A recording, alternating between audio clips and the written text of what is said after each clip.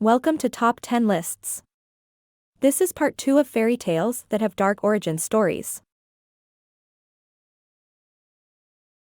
Fairy tales of the past were often full of macabre and gruesome twists and endings.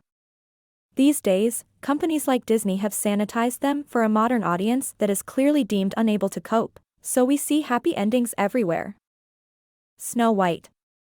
Lips red as the rose, hair black as ebony, skin white as snow. Over the 7 jeweled hills, beyond the 7th wall, in the cottage of the 7 dwarfs, dwells Snow White, fairest one of all.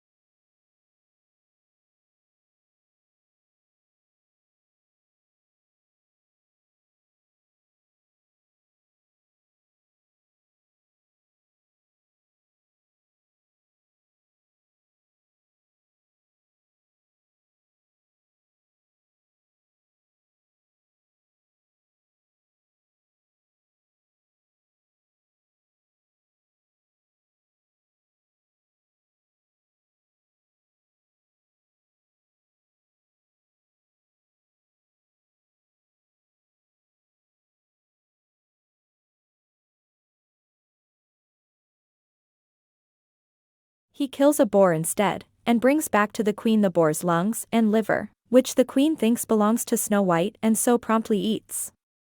The prince knows her in the glass coffin at an unspecified moment of the girl's age, who is awakened by the apple poisoned not by a man's kiss, but by the tugging of the servants, tired of seeing the prince angry because of love necrophile for the girl's corpse. The evil queen finally dies killed in revenge by Snow White and the prince, who invite her to their wedding and force her to wear red-hot iron shoes, which first burn her feet and then force her to dance until she falls dead from exhaustion. As the Grimm brothers wrote, they put a pair of iron shoes into burning coals. They were brought forth with tongs and placed before her. She was forced to step into the red-hot shoes and dance until she fell down dead. And you can see why Disney wanted to clean up that unsavory image.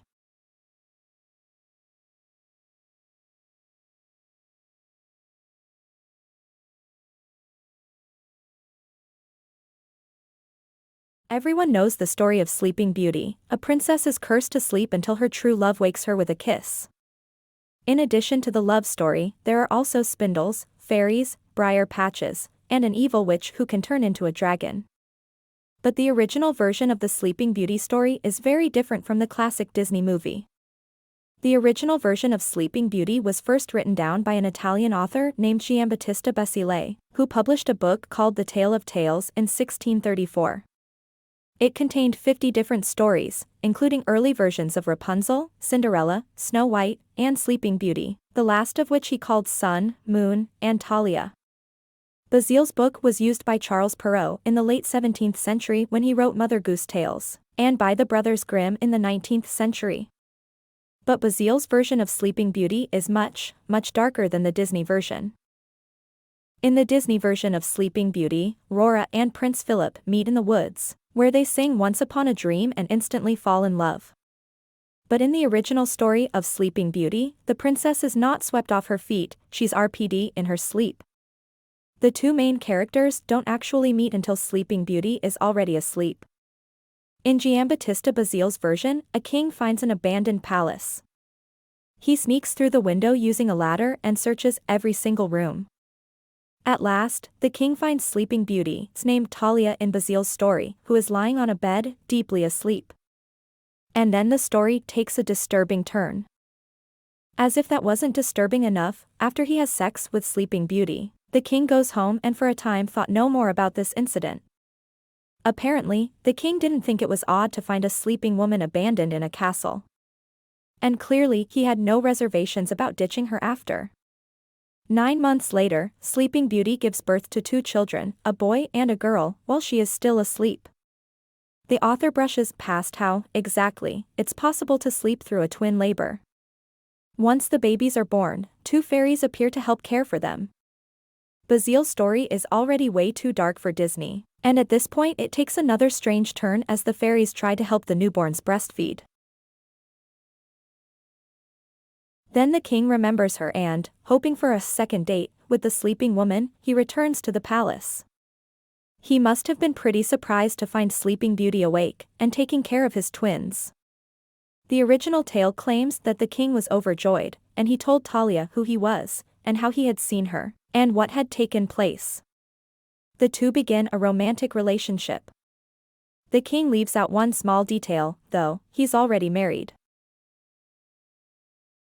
In the Disney's Sleeping Beauty, Maleficent is the self-proclaimed mistress of all evil.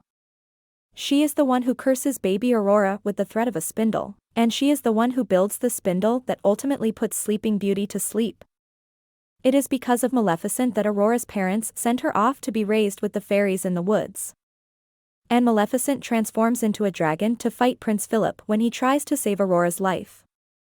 Even in the Charles Perrault version of Sleeping Beauty, popularized in his Mother Goose Tales published in 1697, the evil woman is a hybrid between an old fairy and an ogress filled with evil intentions. But the villain, in Giambattista Basile's son, Moon, and Talia, is the king's wife. Once she figures out that her husband is cheating, she turns vicious. She threatens a secretary to reveal the secret of the king's mistress, warning him, "If you hide the truth from me, you will never be found again, dead or alive."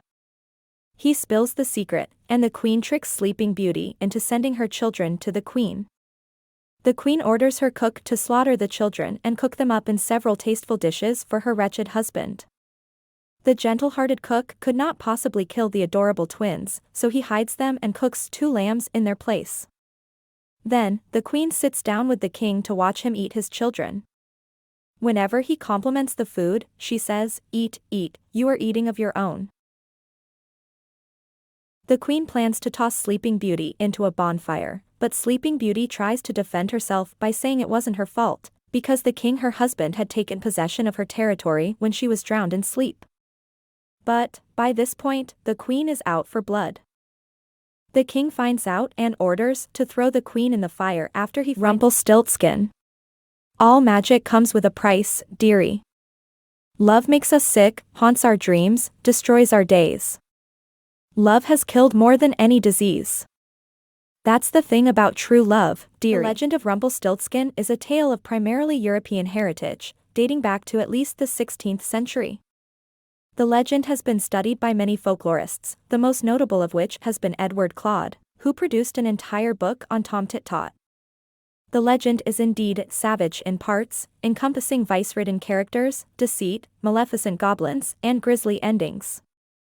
It takes the form of Arne Thompson Type 500, the name of the helper, as in almost every variant on the narrative. The plot centers around the discovery of the name of a troublesome, though not necessarily evil, a helper. This assistant is, of course, the Rumpelstiltskin character.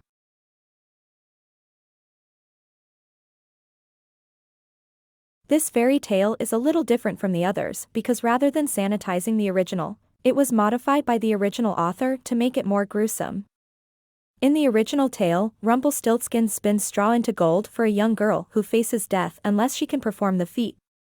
In return, he asks for her firstborn child. She agrees, but when the day comes to hand over the kid, she can't do it. Rumpelstiltskin tells her that he will let her out of the bargain if she can guess his name.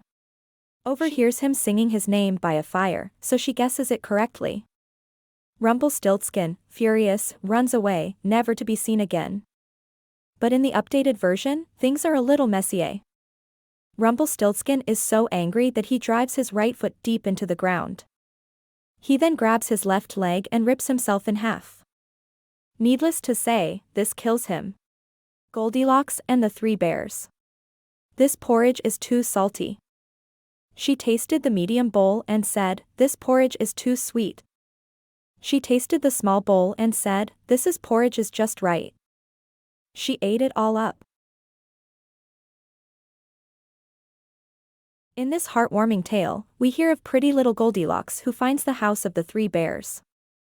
She sneaks inside and eats their food, sits in their chairs, and finally falls asleep on the bed of the littlest bear. When the bears return home, they find her asleep. She awakens and escapes out the window in terror. The original tale, which actually only dates to 1837, has two possible variations. In the first, the bears find Goldilocks and rip her apart and eat her. In the second, Goldilocks is actually an old hag who jumps out of a window when the bears wake her up. The story ends by telling us that she either broke her neck in the fall or was arrested for vagrancy and sent to the House of Correction. Thanks for watching. Please like and subscribe. Thanks for watching.